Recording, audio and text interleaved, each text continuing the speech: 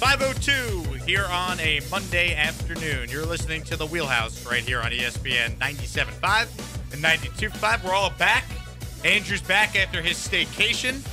BK's back after playing the trombone over the weekend at the Galveston Mardi Gras Parade. Did not happen. Yep. And Cody's back after celebrating a triumphant win for Texas Tech basketball over Texas on Saturday.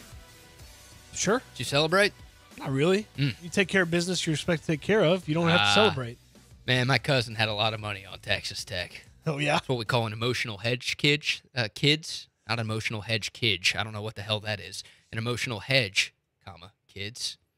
Bet on the team they're rooting against. So you're happy either way. A bunch of my buddies from college were like, we're 3.5-point dogs loading up on Tech. Yeah. I was like, okay, be careful. I couldn't believe that either. Sure enough. Loaded up on Tech. Not happy about it, but I can Wallet afford is. dinner this week. Or your cousin's wallet. Yeah, is. cousin's wallet is. Thank you. There you go. At least Chris Beard didn't bitch slap anyone. At least Chris Beard didn't bitch slap anyone. Yes. Got that going for you. Yes. There you go. Guys, Lovie Smith says the Texans could add a, quote, great quarterback this offseason. He did an interview with Peter King, and to be fair to Lovie, I want to read the full quote, not just the quote that got a lot of buzz and headlines, the great quarterback part, right? So Lovie Smith was asked by Peter King about Davis Mills and the future of Mills with the Texans. And he says, quote, what gives me optimism is I got a chance to see Davis Mills. How many special quarterbacks are there out there? There's a few, but there's a lot of good quarterbacks. I think we will have a good quarterback for the Houston Texans. We have the third pick in the draft right now. There's a possibility of us getting a great quarterback added to our team or a lot of draft picks to get in more players. Something positive is going to come out of that. So what do Lovie Smith's comments here really mean? Would the Texans actually draft a quarterback, BK, with that third overall pick? I'm so relieved to have not David Coley as the Texans head coach.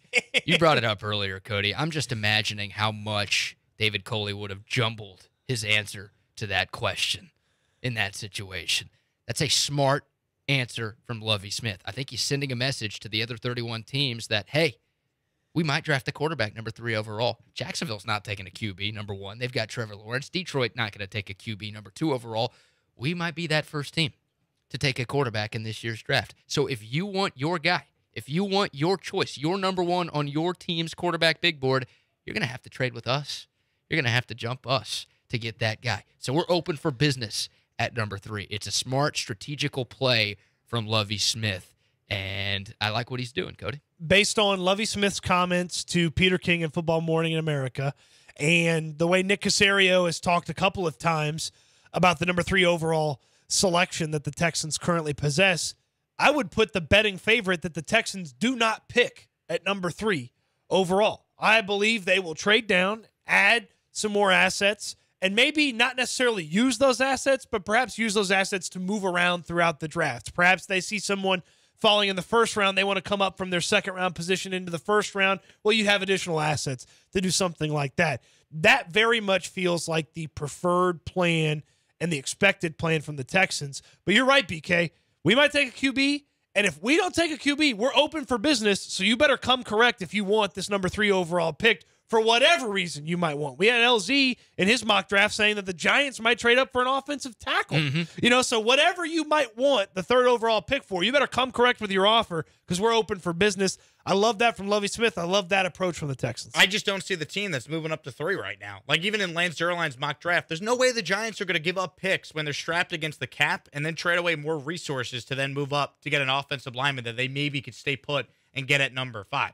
I just don't see it. Like, unless one of these quarterbacks blows people away next week at the Combine and someone falls in love with a Malik Willis or Kenny Pickett and Cody, his small hands and whatever the case might be there, I don't see it. So I think if they have to stay at 3, that's okay. Get a really good player at number 3. Yeah. I don't think there's a chance they'll take a quarterback. So when Lovie Smith says in this quote, we could add a great quarterback and references the 3rd overall pick, I think he's just trying to drive up the price, maybe put it out there that, hey, we might take a quarterback if you don't make a deal with us. So I think at the end of the day, they stay put at 3. I would like them to move back. I think most Texans fans would like them to move back and get even more picks.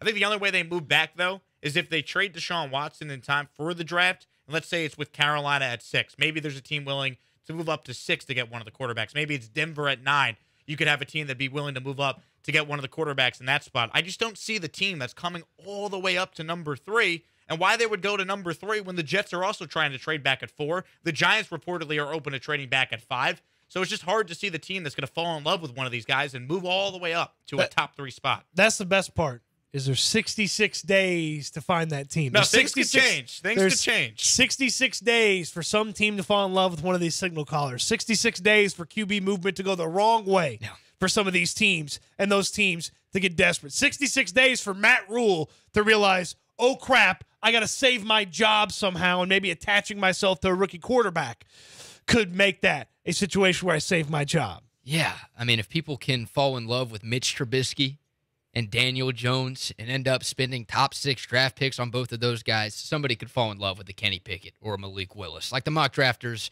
don't see it right now, and none of these guys have evals that say they warrant a top 3 pick, but we've seen it time and time again over the history of the NFL. The quarterback is the most important position in the league.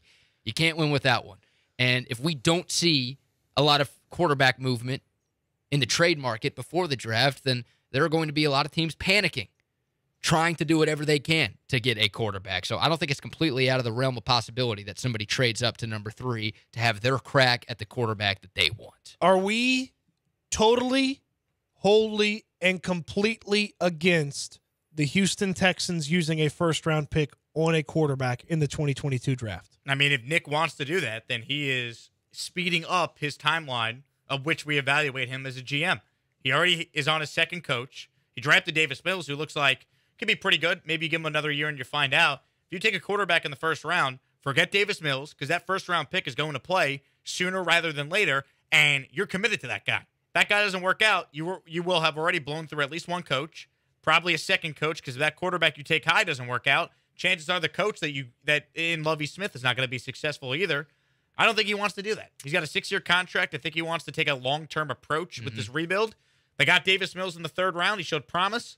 I think they'll give him the year and then take the quarterback in 2023 with a better quarterback class if they need to go down that path. Yeah, you hit the nail on the head, Jake. And I say it all the time. When you're a general manager and you draft a quarterback or just acquire a quarterback, your clock starts ticking. People expect results soon once you get that guy in. So I don't think Nick Caserio wants to go down that path. And look, me personally, I don't want to go down that path. If there was a Trevor Lawrence in this draft, if there was a Cam Newton in this draft, if there was a Bryce Young or an Andrew Luck, like some guy who is can't miss, going to be a stud in the NFL type of prospect, then yeah, I'm absolutely taking a quarterback with the 3rd overall pick. I'm not hitching my wagon to Davis Mills in that case, but because none of these quarterbacks are surefire can't miss dudes, then I'm sticking with Davis Mills. I'm trying to build around Davis Mills to see what I have with him. I think it's important to remember, guys, you don't have to start with the quarterback here. It helps. It's easy to build around a quarterback, but you don't have to start with that. Look at the Houston Texans.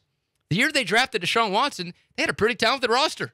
They had the 25th pick. Remember, they had to trade up a lot to go get a quarterback as good as Deshaun, but they already had a lot of pieces in place around Deshaun.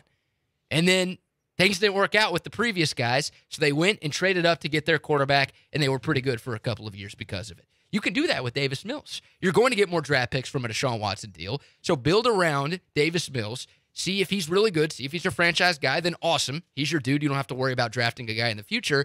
But start building those foundational pieces, Cody. And then a year or two from now, if you realize Davis Mills isn't the dude, package some draft picks, go get that dude, and you already have some talent in place so you can really expedite this thing. I'm wholly against a quarterback in the first round with you guys. I just feel like there's so many other things that you need, especially if you're going to give Davis Mills that opportunity in 2022. A quarterback in the first round does not help him at all, especially if for some reason the Texans go O-lineman at number 3 overall. You got to get something of incredible talent level at that other first-round pick that you're going to have from the Deshaun Watson trade. Maybe it's an edge rusher. Maybe it's an impact defender at another spot. Maybe it's a wide receiver, something of that nature. My follow-up question is, are we wholly against a quarterback being any selection by the Texans in the 2022 draft? I mean, if you want to take a developmental swing at it late in the draft, sure, teams do that. You got 9 picks. It just doesn't make sense, given where this team is at. You got Davis Mills, who was a 3rd-round pick. He's kind of like best-case scenario year 1 after you use a pick on a quarterback in the 3rd round that has to play as much as he did. Like, he ended the year playing well, showed enough to give you some confidence going into year 2. I don't know if you want to waste any more picks on any of these quarterbacks. Just try and take the best players and build this football team up. Yeah, I'm not super against it. I don't want to spend a high draft pick or a premium draft pick on a quarterback after you spent your first pick last year on a quarterback and you're still trying to see what you have with him. But and you just never know. Quarterback evals are impossible, right? Like the best quarterback of all time was taken in the 6th round. You see quarterbacks drafted in mid-rounds who turn out to be really good, and obviously you see quarterbacks drafted in the 1st round who turn out to be really bad. So the idea of taking a shot on a guy that you think has long-term potential isn't the worst thing in the world. But once again, I'm not using pick number 3 on it. I'm not using acquired 1st-round pick from Deshaun Watson trade on it. Probably not using a 2nd or 3rd-round pick on it either. That feels like a day 3 type of move for this Texans team. Well, Nick Caserio, the success that he had last year in the draft with some of these late picks, I almost want him to take a swing at other positions instead of quarterback, you know? Like, help out the team immediately with some of the young guys that have been able to play this year. Roy Lopez, very late round pick, ended up being a starter for this team, played very well. Like Garrett Wallow ended up being a starter by the end of the year, played very well. Like take those swings on other positions, especially if you're going to give Mills 2022.